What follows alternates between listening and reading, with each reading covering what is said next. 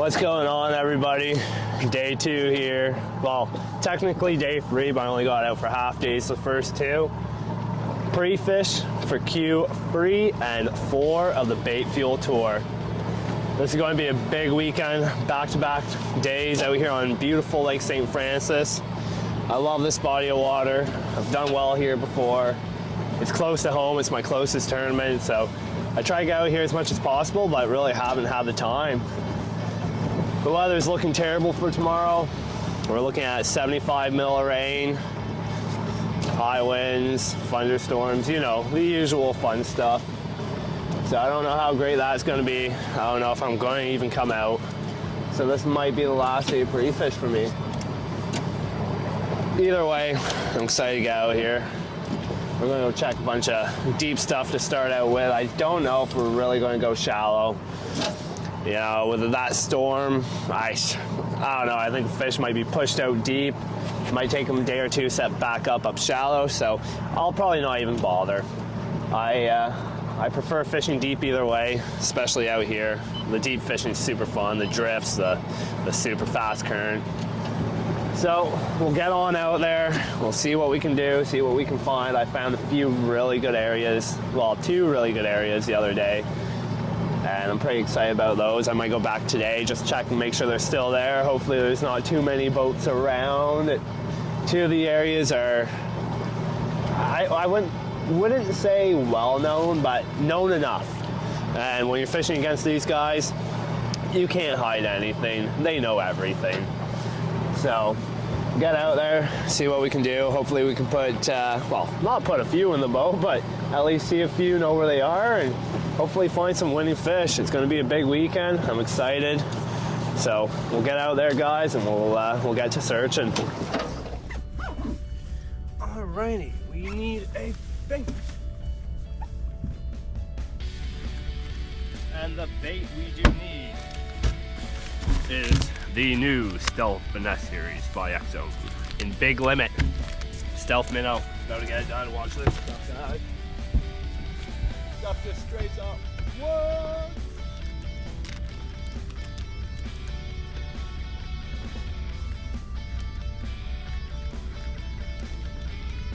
Well, guys, just got this beauty smallie. You see that? Back he goes. He had about, I'd say, close to 10 friends with him, all around the same size. Little spot here. I've never fished it ever before. I pull it up, seen a huge school. I could see them with my eyes. There was like an 8-pound walleye with them too, which was pretty cool. Wouldn't mind catching that. But yeah, no, I'm fishing current seams right now, coming off the very, very heavy current, finding slack water. They're right on the edge of it. I'm just pitching a drop shot in, letting it drift back.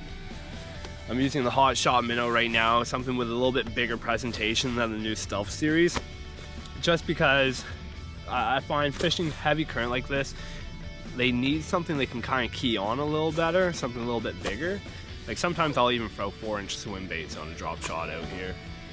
So that was my 3rd or 4th fish this morning. I didn't run the camera for one spot I went to, just because I kind of like to keep that one to myself. But yeah, pretty cool spot. Yeah, I use moving baits you wouldn't really expect to smash them on out here. So they were there, they were chewing. I bumped a 5 off the side of the boat, just smacked them, and then caught like a 4, and then lost another. I was having a little too much fun and fished it a little too much, I think, but oh well. Either way, I just found a school of bigs here. Gonna leave them alone until tournament day, unless I come and check them out Friday to make sure they're still around. But yeah, there's a big school of them here, so I'm going to mess around for a little bit longer, check some other stuff out, and who knows, hopefully we can find some winning fish.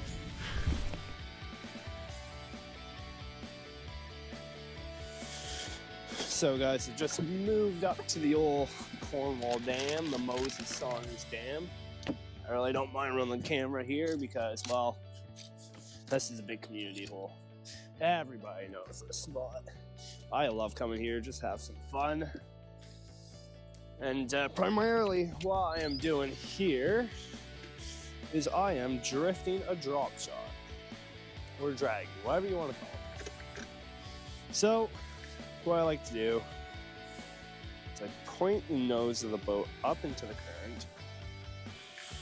I find a nice setting, usually around 4 or 5, about half speed. And what I'm trying to do is I'm trying to match the speed of the current. So I stay vertical with my drop shot the entire time. I don't want to have a big bow in my line. I find if you have a big bow in your line, then maybe you don't feel the bite as quick. You know, you got to catch up with that slack line, all that kind of stuff, right? So I drift back until I'm about vertical. Then I shoot the nose up. I'm just matching the speed. So this will probably be about a 2-mile-an-hour drift here.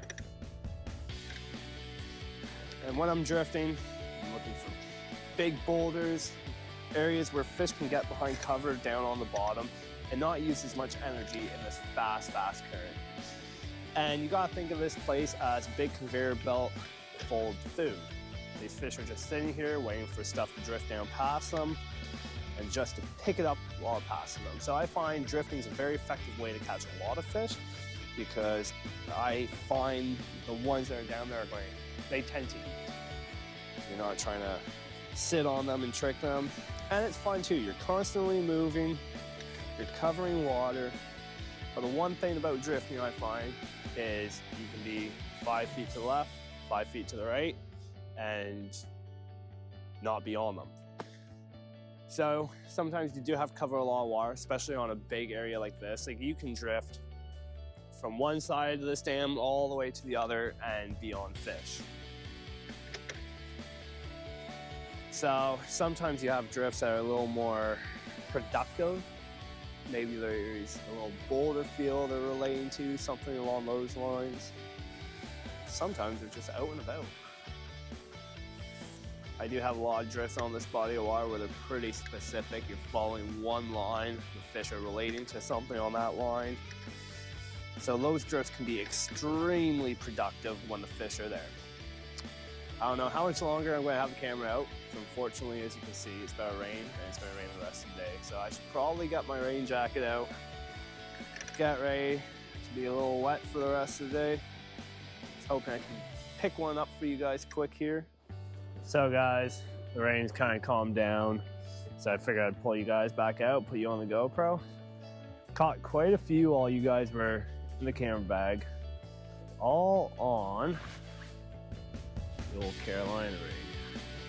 Rigged up with a new X-Zone Stealth Creature on a tiny little Texas rig hook. All I'm doing is lobbing it out there. I don't really concentrate on boat control as much while I'm using Carolina rig. I just drag it. If it's, 20, 30 feet out in front of the boat, so what?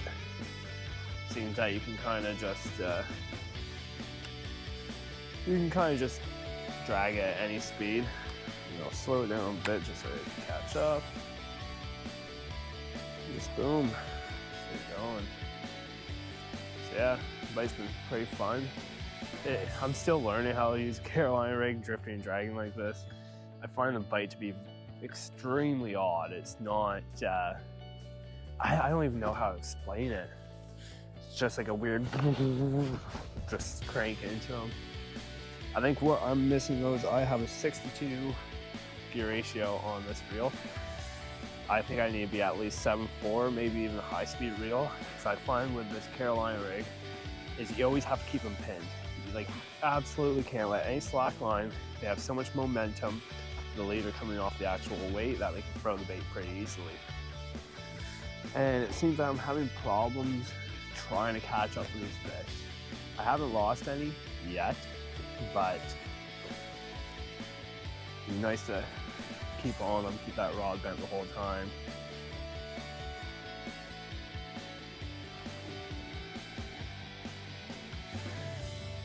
Obviously, I'm still going to point the nose up into the current if I do have to slow down for whatever reason. If my bait's drifting off to the side like it is now, I'll kind of move the nose of my boat over.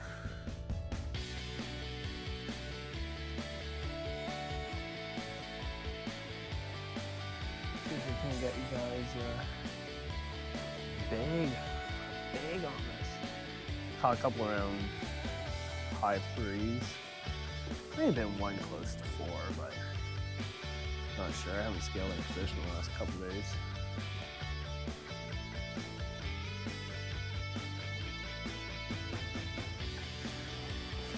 Another thing while I'm out drifting dragging, I don't tend to use a live scope whatsoever. These fish out here on Fanny, St. Lawrence, especially in high current areas, most of the times you're not going to see them on live scope. They're so tight to the bottom, they're hugging bottom, and you just don't ever see them on it. Like, there's been so many times I've gone over a spot with 2D side imaging and then live scope. I haven't seen a fish, but like, it just looks too good. Drop your underwater camera down, and there's 20 fish on the shoal.